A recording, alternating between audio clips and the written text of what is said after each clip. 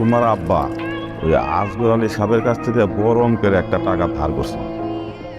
এই বিষয়টা নিয়ে তোমার আব্বা খুব টেনশনে ছিল।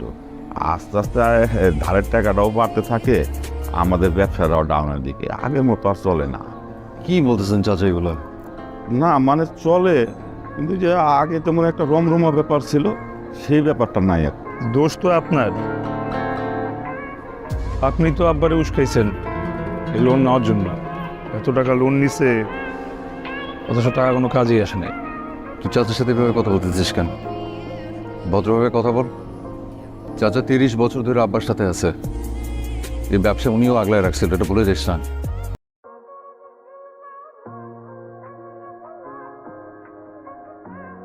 ভাইয়া ওর কি হয়েছে ফারুক? ঠিক আছে, অসুবিধা নেই। আচ্ছা আপনি ওকে আমার সামনে সিগারেট ধরাইলো চাচার সামনে? না না ভাইয়া, না না ঠিক আছে। আব্বা নাই প্রায় 7-8 দিন হয়ে গেছে। এখন আব্বার অবর্তমানে আমাদের পরিবারের কিছু সিদ্ধান্ত নেওয়া দরকার।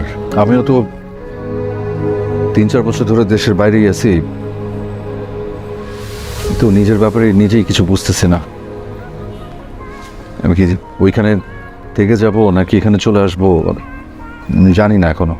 এখন সব থেকে বড় টেনশনের বিষয় যেটা, আব্বা তো লোন রেখে গেছে প্রায় 30 লাখ টাকার মতো।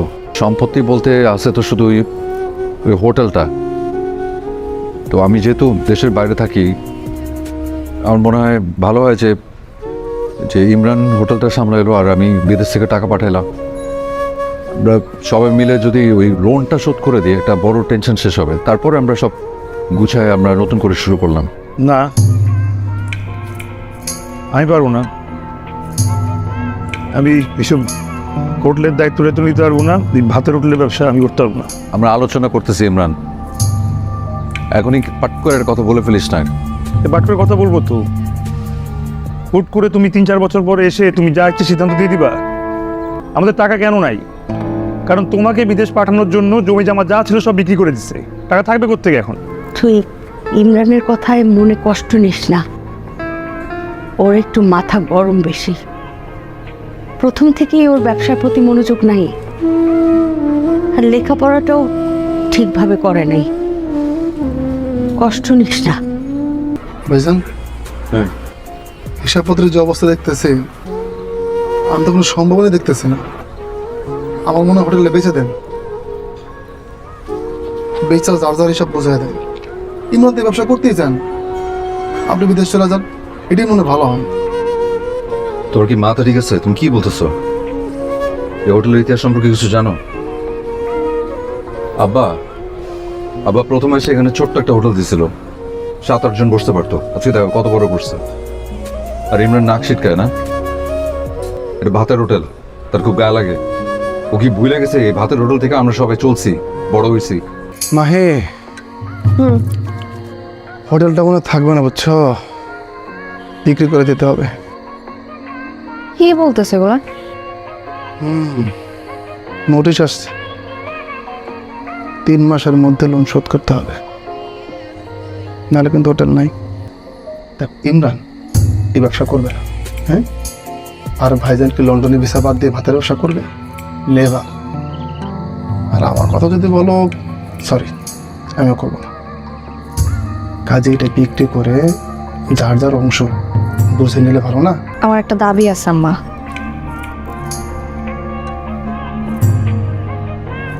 এইভাবে তাকাইতেছো কেন? আমার কি কোনো দাবি থাকতে পারে না? অবশ্যই পারে। আমরা সামনে কি হবে কি না হবে কিছুই কিন্তু বোঝা যাইতেছে না। আমার মনে হয় কি হোটেলটা বিক্রি করে দিলে সবার জন্য ভালো হয়। তুমি হোটেলটা বিক্রি করে টাকা পয়সাগুলো আমাদের মধ্যে ভাগ করে দাও। কি এটা? যে পাওয়ার অফ অ্যাটর্নির কাগজ, তোদের সাইন লাগবে। নোটিশ আসছে তো, রাজু সাহেব তো নোটিশ পাঠিয়েছে। লোন শোধ করতে না পারলে তো আমরা হোটেলটারে বাঁচাতে পারবো না। হোটেলটা বাঁচানো তো ডিফিকাল্ট হয়ে গেছে। কারণ আমি ঠিক করছি যে আমি এই মুহূর্তে যাব না, মেদিকটাকে একটু গুছিয়ে নিই, গুছিয়ে নিয়ে তারপর একটা পরে দেখা যাবে। তোরা ওই যে ইয়ে করিস। আচ্ছা, তাহলে এখন যেটা করতে হবে, আমাদের এই পাওয়ার অফ অ্যাটর্নি তোমাকে দিয়ে দিতে হবে, তুমি সব দায়িত্ব নিয়ে নিবা। হ্যাঁ, মানে আগে তো যা খাওয়ার খাইছো, এখন একবারে যা আছে কাঁচায় সব গিলে ফেলবা। ইমরান, তুই কিন্তু অতিরিক্ত করতেছিস, বন্ধ করবি এগুলি। কেন বন্ধ করবো? আমার কি মুখ নাই? আমি কি বলতে পারি না? হ্যাঁ, আমি কি ছেলে নাই বাড়ির? আব্বা সব সময় যা করছে ভাইয়ের জন্য করছে। ভাইয়া বিদেশে যেতে জমি জমা যা আছে বিক্রি করে 20 লাখ টাকা বাইরে ধরে দিচ্ছে, আর সে সুন্দর মতো চলে গেছে আমাদেরকে সবকিছু ফেলে দিয়ে। আমার কি কোনো ইচ্ছা নাই? আমার বিদেশে ইচ্ছা করে না? তুমি যদি আসলে এই বাড়ি ঘর চিন্তা করতা, এই পরিবারের কথা চিন্তা করতে, তুমি জীবনও বিদেশে এটা না। আমি জানি না, এখন এই পাওয়ার অফ অ্যাটর্নি সাইন করে দেবো, তুমি কি করবে পরে? সোজা 50 লাখ টাকা বিক্রি করবা, 30 লাখ টাকা লোন শোধ করে 20 লাখ টাকা নিয়ে বিদেশ। আমিও শর্ট করতে পারি, শর্ট করো তুমি আমার সাথে, আমিও শর্ট করতে পারি। আমি কিচ্ছু সই করবো না, কিচ্ছু না। আমার উপর তোর অনেক রাগ, তাই না? ভাই কি ভাইয়ের জিনিস নিতে পারে বল? তোর কাছ থেকে আমি কি নিব যেখানে আমি আমার নিজের কলিজাটা তোরে দিয়ে রাখছি? হ্যাঁ, একটা জিনিস আমার চাওয়ার আছে, সেটা হচ্ছে ভাইয়ের ভালোবাসা, সম্মান। যদি তুই সেটা দিস, আমি যা কিছু ছিল সবকিছু তোদের নামে লিখে দিছি, তোর আর মাহির নামে। আমার বাকেটটা আমার কিছু লাগবে না, আমার কাছে তোর এই সব। আর যাই হোক, আমি তোদের হারাতে চাই না।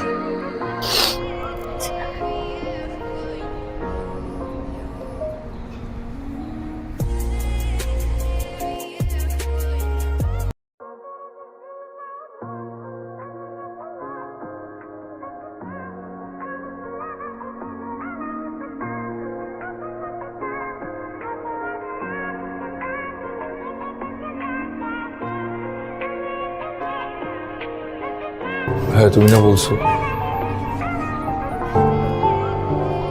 কখনো হাত ছেড়ে যাবে না, এখন কেন চলে যাচ্ছ? তুমি ছোট ভাই না, তো ভুল করার অধিকার আছে।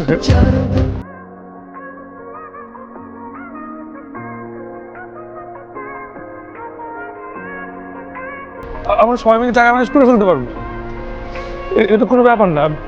আমার ডিপিএস 3 লাখ টাকার মতো হবে, মা ঘনা বিক্রি করছে, আমার বাইকটা তো এখন বেঁচে দেওয়ার বয়স হয়ে গেছে। আমার বিয়ের ঘনাগুলো বিক্রি করে দেবো। I'm sorry, I'm sorry.